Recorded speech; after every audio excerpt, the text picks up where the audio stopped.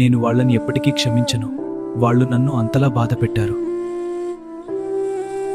బయటికి ప్రార్థన చేస్తున్నావు కానీ లోపల మాత్రం ఆ మనిషి మీద అసూయ, కోపం అనే విషయాన్ని మోస్తున్నావు.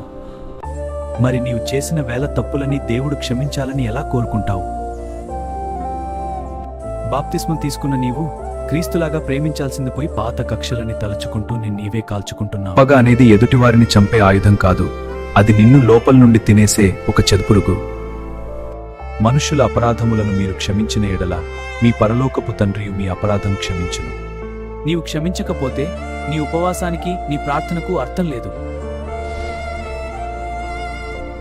ఈరోజు నీ మనసుని గాయపరిచిన ఆ మనిషి పేరు తలుచుకుని, దేవా నా వల్ల కావడం లేదు, కానీ నీ ప్రేమ కోసం నేను వారిని క్షమిస్తున్నాను.